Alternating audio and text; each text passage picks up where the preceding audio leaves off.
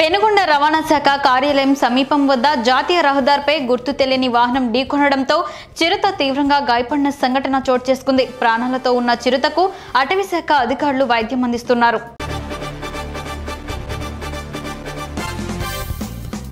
తాడిపత్రిలో సొంత ఇల్లు లేని నిరుపేదలు ఇళ్ల స్థలాలు కేటాయించాలని భారత కమ్యూనిస్టు పార్టీ సిపిఐ నాయకులు ధర్నా నిర్వహించారు. ఇల్లు లేని ప్రతి నిరుపేదలకు ప్రభుత్వం ద్వారా 2 సెంట్ల స్థలం కేటాయించాలని డిమాండ్ చేశారు.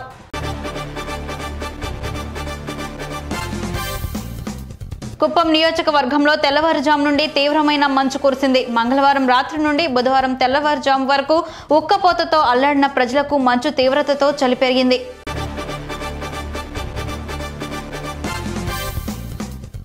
గూడెంలో నీటి వసతి లేదని ట్యాంకర్ ద్వారా వస్తున్న నీటిని కూడా ఆపేశారని గిరిజన కుటుంబాలు టీడీపీ అభ్యర్థి గూడూరు ఎరిక్షన్ బాబు ఎదుట విన్నవించారు.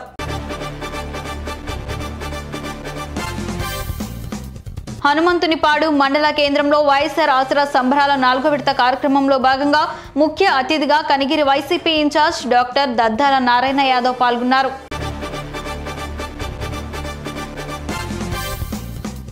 ప్రకాశం జిల్లా మార్కాపురం పట్టణంలోని సబ్ కలెక్టర్ కార్యాలయం నందు వెలుగొండ ప్రాజెక్టుకు నిర్వాసితుల సంఘం ఆధ్వర్యంలో ప్రస్తుత బడ్జెట్లో వెలుగొండ ప్రాజెక్టుకు 1500 కోట్ల రూపాయలు కేటాయించాలని ధర్నా చేపట్టారు.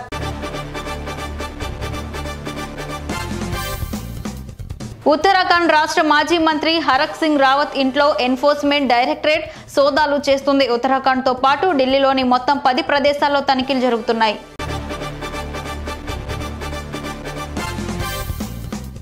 అసెంబ్లీలో గవర్నర్ ప్రసంగంపై రాజంపేట బత్యాల భవన్లో టీఎన్ఎస్ఎఫ్ రాష్ట్ర ప్రధాన కార్యదర్శి రేవూరి వేణుగోపాల్ విలేకరుల సమావేశం నిర్వహించారు.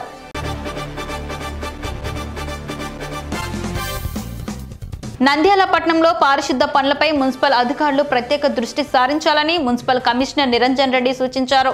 కాల్వల్లో పూడిక తొలగించి ఫాగింగ్, స్ప్రేయింగ్ పనులను పరిశీలించారు.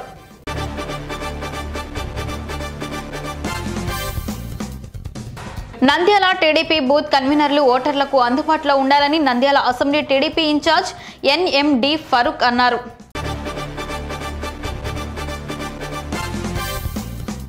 కారులో 120 కేజీల గంజాయిని తరలిస్తున్న 2 వ్యక్తులను పోలీసులు అరెస్ట్ చేశారు. ఒడిశాలోని జాషీపూర్ పోలీస్ స్టేషన్ పరిధిలో ఈ ఘటన జరిగింది.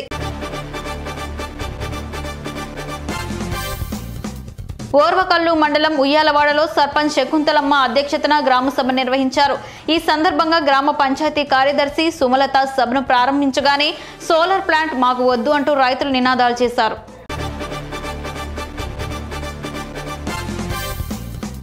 బెక్కవాలు ఆర్ఎస్పేటలో మాజీ ఎమ్మెల్యే రామకృష్ణారెడ్డి వినూత్నంగా నిరసన చేపట్టారు. 58 నెలల చేతకానితనానికి నిరసనగా కేకులు కోసి కార్యకర్తలకు, నాయకులకు తినిపించారు.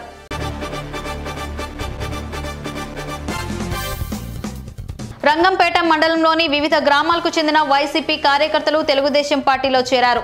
టీడీపీ జనసేన కూటమి గెలిపే లక్ష్యంగా పనిచేయాలని సూచించారు.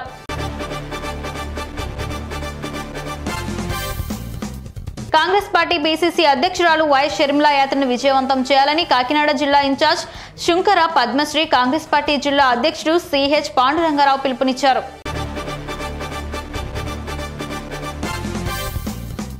విజయనగరం పట్టణంలో యాదవ సంఘం ఆధ్వర్యంలో భారీ ర్యాలీ నిర్వహించారు. రాజ్యాధికారం విషయంలో యాదవులకు అన్యాయం జరుగుతోందని ఆరోపించారు.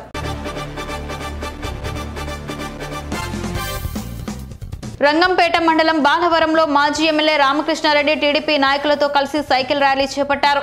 బాలవరం నుంచి రంగంపేట వరకు టీడీపీ నాయకులతో కలిసి సైకిల్పై ర్యాలీ చేశారు.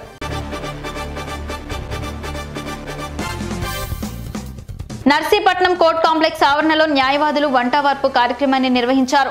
ప్రభుత్వం ప్రవేశపెట్టిన భూ హక్కుల చట్టాన్ని నిరసిస్తూ న్యాయవాదులు గత 2 నెలలుగా వివిధ రకాలుగా నిరసన తెలియజేస్తున్నారు.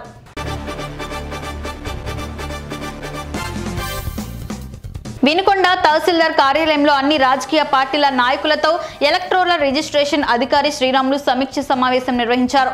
ఓట్లపై అనుమానాలు, ఫిర్యాదులు ఉంటే తెలపాలని సూచించారు.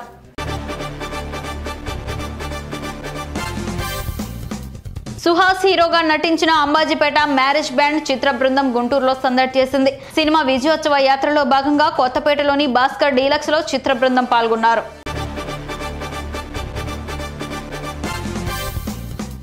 మండల కేంద్రం బట్టిప్రోలు మార్కెట్ యార్డ్ నందు జగనన్నకు చెబుదాం కార్యక్రమం ఎంఆర్ఓ ఎం సుభద్ర అధ్యక్షతన జరిగింది. ఈ కార్యక్రమంలో ప్రజాప్రతినిధులు, పార్టీ శ్రేణులు పాల్గొన్నారు.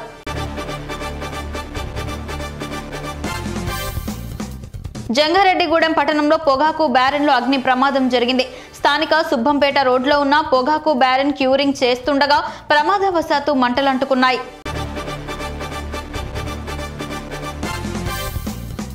ప్రభుత్వం దారి మళ్లించిన ఆర్థిక సంఘం నిధులు 8,629 కోట్లను పంచాయతీల ఖాతాలో జమ చేయాలని జంగారెడ్డిగూడెం మండల తెలుగుదేశం పార్టీ అధ్యక్షులు సాయిల సత్యనారాయణ డిమాండ్ చేశారు.